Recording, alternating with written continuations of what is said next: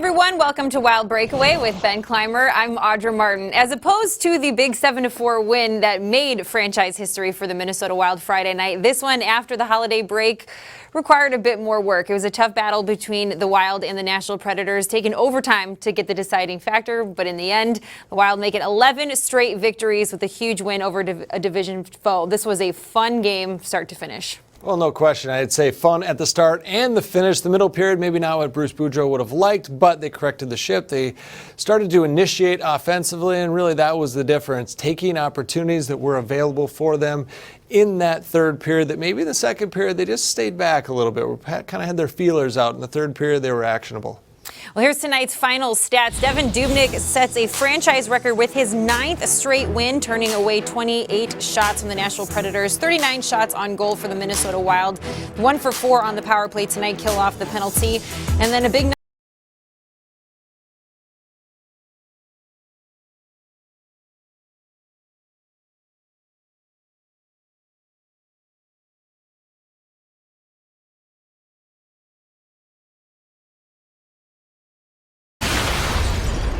Well, I mean, first of all, I thought he was playing well.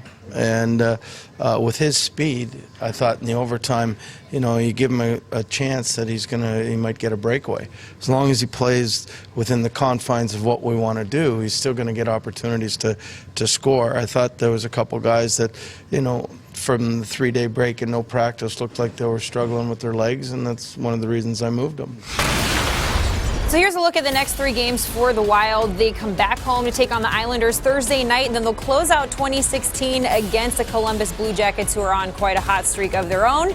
Then after the new year, they will return to work January 5th as they head out west to take on the San Jose Sharks. It's hard not to look right towards that Columbus game and think how exciting it would be to see 2 teams, potentially one on a 14-game win streak, another on a 12-game win streak. But of course, before we can get to that point, the Wild have to take care of business against the Islanders. Yeah, they need to make sure that they're true to the fact that this is a team that is capable of not only beating them, but playing in the postseason. And I think at times looking at the New York Islanders and thinking about who they are since the 1980s, it is far different from a postseason team. I would love to see a matchup where Columbus and the Wild face off with undefeated streaks. That would be great TV. It would also be a great measuring stick for a team that is focused on growth and in the postseason the next couple of years. Certainly you look at the Columbus Blue Jackets, chock full of young talent with a great goaltender. That is where they are as well. It's not exactly apples to apples with some of the other teams that they've historically tried to benchmark themselves with, the St. Louis Blues at times, always the Chicago Blackhawks.